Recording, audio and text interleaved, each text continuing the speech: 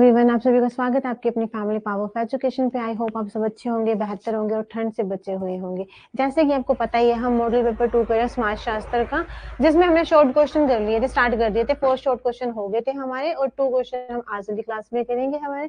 तो बिना किसी देरी के स्टार्ट करते हैं हमारी क्लास को। तो हमारा आज की क्लास का क्वेश्चन है, सामाजिक अनुसंधान के उद्देश्य क्या है।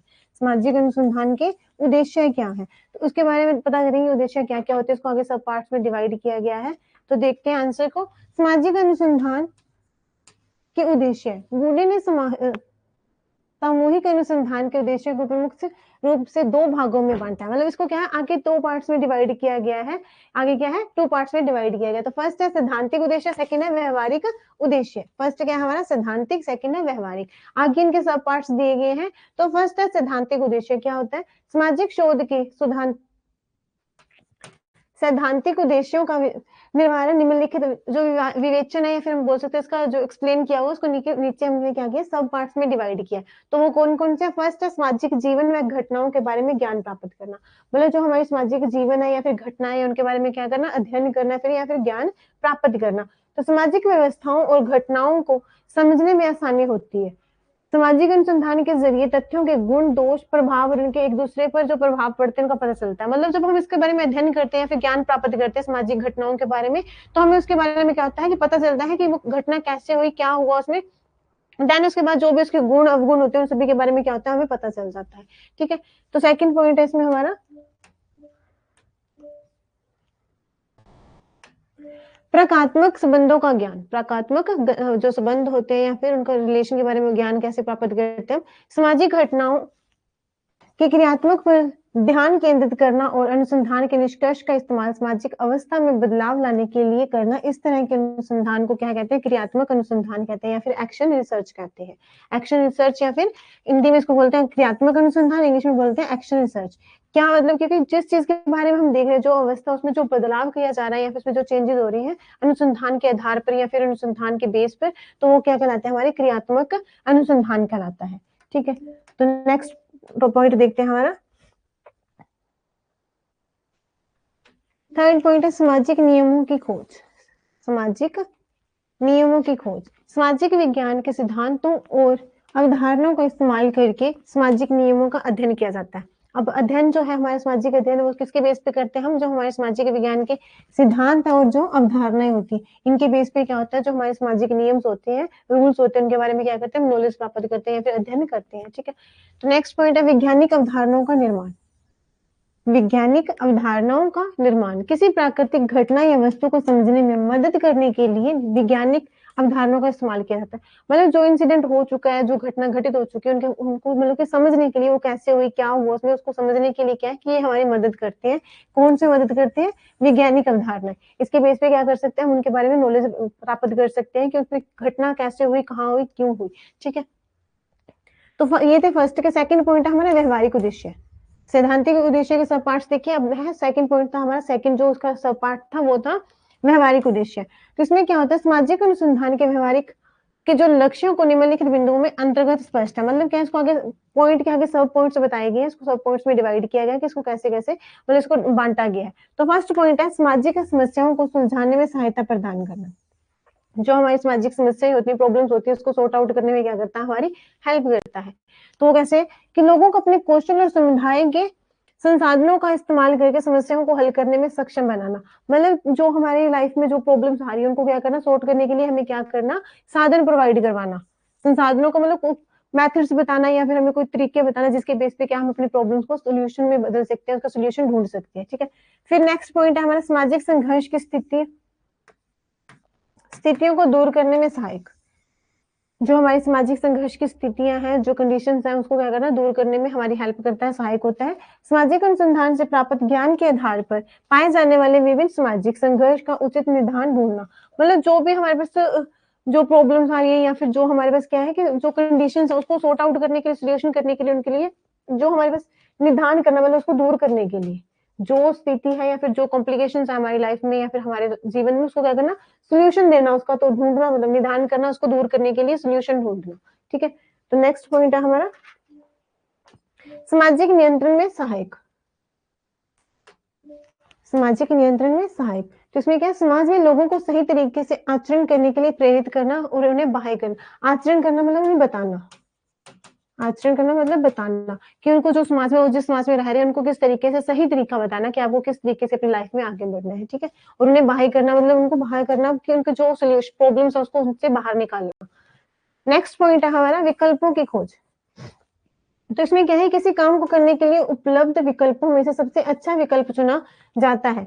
मतलब बहुत सारे मेथड्स होते हैं किसी प्रॉब्लम को सोल्यूशन के लिए, हमारे पास क्या होता है, बहुत सारे मेथड्स होते हैं, उसमें जो दी बेस्ट होता है, जो सबसे बेस्ट होता है, उसको मेथड को क्या करते हैं, ये यूज करते हैं। फिर 9 लेने के लिए कई विकल्प होते हैं। तो इसमें क्या होता है कि जो सोल्यूशन होता है समस्या को दूर करने के लिए, समस्या को दूर करने के लिए क्या आता है कि बहुत सारे विकल्प होते हैं और इनमें से जागरूकता से सही विकल्प चुना होता है। और क्या होता है कि हमें, हमारे पास बहुत सारे मेथड्स होते हैं, विकल्प होते हैं, उनमें से जो सही होता है या फिर जो क्या होता है विकल्प उपलब्ध अच्छे से जागरूकता से जिसका हम यूज कर सकते हैं, उसको क्या करते हैं, चुनते हैं ये। तो ये था हमारा फर्स्ट क्वेश्चन शॉर्ट। और इसके अथवा में जो क्वेश्चन है उसके बारे में देखेंगे।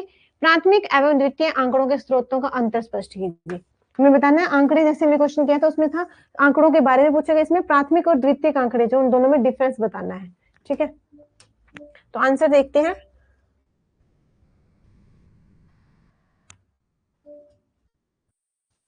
प्राथमिक और द्वितीयक आंकड़ों के स्रोतों में अंतर इस प्रकार है। अब क्या उनके सब मतलब के आगे पॉइंट्स बना के बताए गए कि उनके जो जो डिफरेंस है वो देखेंगे।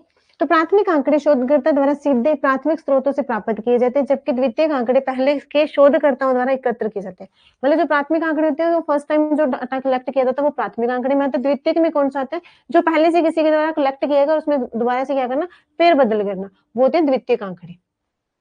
तो सेकंड है प्राथमिक आंकड़े घटना या विषय से सबसे करीब होते हैं, जबकि द्वितीयक आंकड़े घटना के बाद आते हैं। मतलब प्राथमिक आंकड़े वो है जो हमने मतलब कि अपनी आंखों के सामने जो घटना होती हुई देखी है, वो होते हैं प्राथमिक आंकड़े।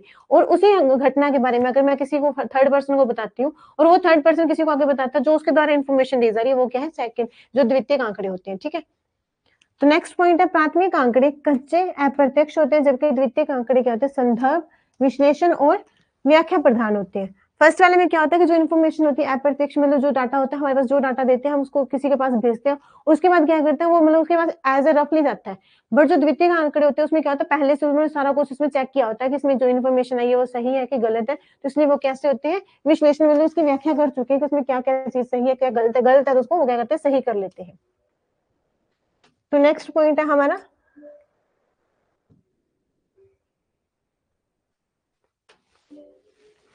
प्राथमिक आंकड़ों का संकलन द्वितीय आंकड़ों के संकलन की तुलना में ज्यादा समय, धन और परिश्रम की मांग करता है।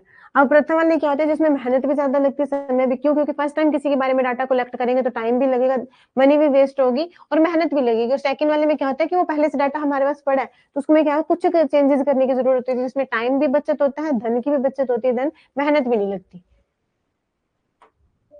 नेक्स्ट पॉइंट है हमारा प्राथमिक आंकड़े अनुसंधान या फिर अनुसंधानकर्ता के या फिर उसके नियुक्त जो प्रांगण के द्वारा मतलब समय एकत्र किया जाता है। समय मतलब वो खुद से इकट्ठा करता है। द्वितीयक आंकड़े क्या होते हैं, किसी के द्वारा इकट्ठे किए जाते हैं। नेक्स्ट पॉइंट है हमारा सामाजिक आंकड़ों को एकत्र करने में काफी समय लगता है। मतलब जो फर्स्ट टाइम हम डाटा कलेक्ट करते हैं उसमें काफी ज्यादा टाइम लगता है, और जबकि द्वितीयक आंकड़ों में क्या होता है, एकत्र किए हुए डाटा में कम समय लगता है। उसमें क्या होता है, समय या टाइम है वो कम लगता है, क्योंकि वो पहले से हमने कलेक्ट कर रखे हैं, उसमें कुछ चेंजिंग करने की जरूरत होती है। नेक्स्ट पॉइंट है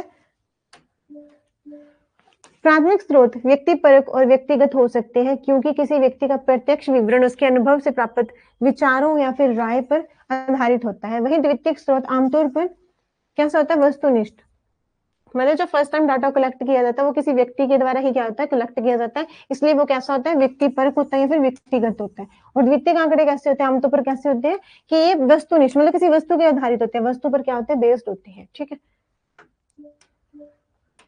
नेक्स्ट पॉइंट है हमारा किसी एक व्यक्ति द्वारा एकत्र आंकड़े प्राथमिक होंगे, लेकिन अगर वही आंकड़े किसी और ने इस्तेमाल किए तो वे द्वितीयक बन जाएंगे। मतलब कोई फर्स्ट टाइम किसी डाटा को मतलब कि यूज कर रहा है तो वो मतलब प्राथमिक होंगे, अगर वही डाटा किसी थर्ड पर्सन के द्वारा उसको यूज किया जाता है तो वो कैसे हो जाएंगे, द्वितीयक हो जाएंगे। क्यों, क्योंकि उसको मतलब पहले वाला बंदे ने इस्तेमाल कर चुका है, उसको यूज कर चुका है, और थर्ड पर्सन यूज करता है तो इसलिए वो कैसे होंगे, द्वितीयक हो जाएंगे। नेक्स्ट पॉइंट है उदाहरण के लिए मानव संसाधन मंत्रालय द्वारा देश में जो जन्म दर होती है, इसके बारे में जो डाटा हम लोग कलेक्ट करते हैं, वो कैसा होता है? प्राथमिक होता है। जन्म दर मतलब हर साल या फिर हर मंथ ऐसा होता है, मतलब नए-नए बच्चे जन्म लेते हैं, उसके अकॉर्डिंग जो डाटा कलेक्ट होता है वो प्राथमिक स्रोत में आता है।